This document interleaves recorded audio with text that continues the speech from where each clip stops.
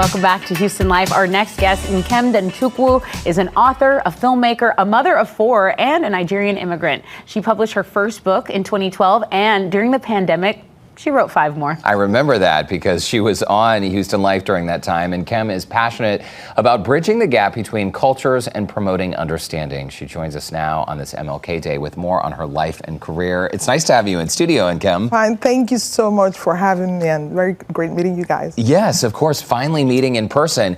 Let's talk a little bit about your life and career, because if our viewers don't remember, when you came on during the pandemic, you talked about how your background is not being an author, right? You moved here from Nigeria. You moved to the States about 30 years ago. Yes. You've been in Houston for 20 years, but you really love mixing culture and, as we described, bridging gaps between cultures. Where did this passion come from?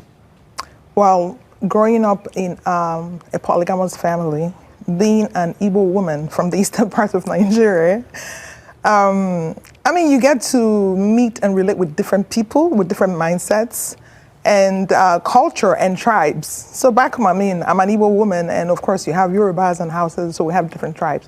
So I saw how other tribes would treat other tribes just because, you know, you speak different language, you eat different food, you wear different outfit, different music, and people still discriminate on that.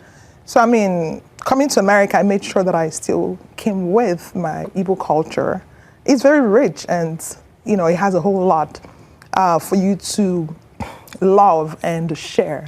So I made sure that when I was coming, that I wouldn't lose that part of me, because if I had lost that part of me, I'm not sure who I would have become. So maintaining who I am is one of the best gifts that I can give to myself every day. So. Yeah, and you're not just giving it to yourself. You say about sharing. I mean, someone who can write 5 books during a pandemic has a lot to share. You have 4 children, Nkem. Your oldest is 22. You have a 21-year-old, 19, and 17-year-old. So 4 kids. And when you talk about bridging the gap between cultures, as you mentioned, preserving your own culture is very important to you. And I feel like this is a very important note, that you have not lost your identity by embracing other cultures at the same time. Absolutely. Being here in America, I mean, has millions of people from different parts of the world, you know. So you get to meet people. It's like traveling. When you travel, you learn, you know. So I make sure that being who I am shouldn't affect who you are, or who you are shouldn't affect who I am. So again, being an Igbo woman, I always, you know, tell people how to pronounce my name right. I love to cook. So I always share my Nigerian dishes with my American friends or non-Nigerian friends.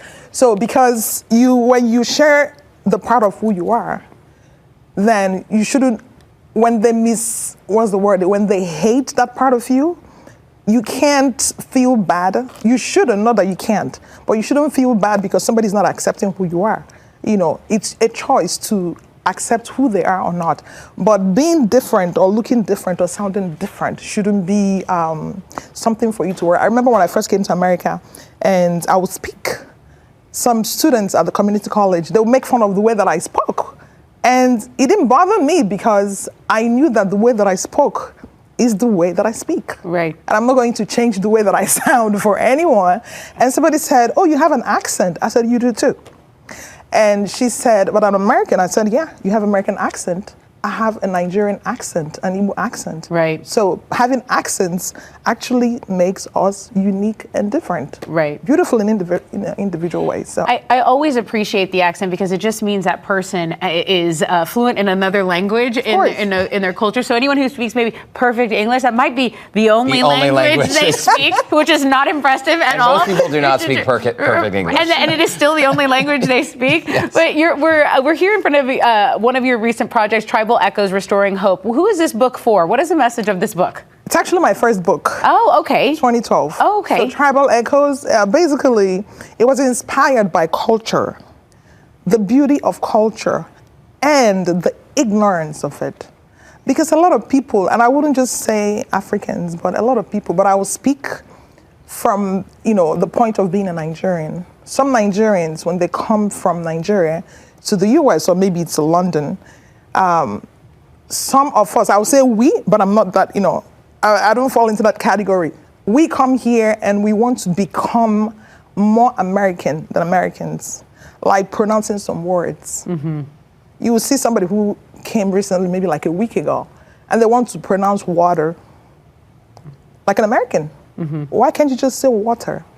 There's nothing wrong with that. So when I first came to America, I was in my 20s, and I would pronounce water. I wouldn't say water.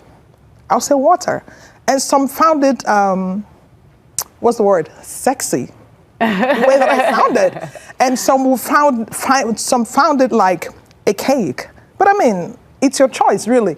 So knowing who you are. So this book basically sheds light on the beauty of being an Asian or a Hispanic or an Indian or an American or African, Nigerian to be precise, or a Ghanaian. Nigerians and Ghanaians are always fighting over whose jollof rice tastes better. Nigerians, like I say, ours tastes better. I've never had Ghanaian jollof rice.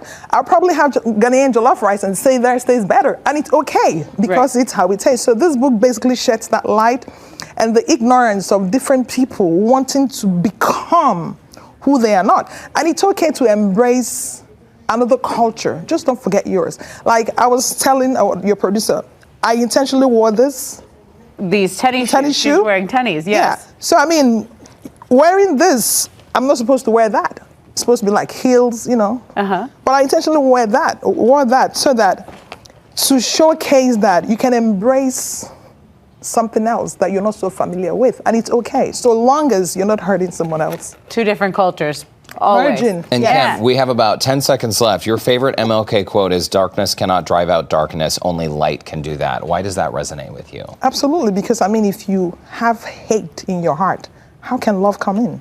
So you have to have love. Once you have love, there's no room for hate.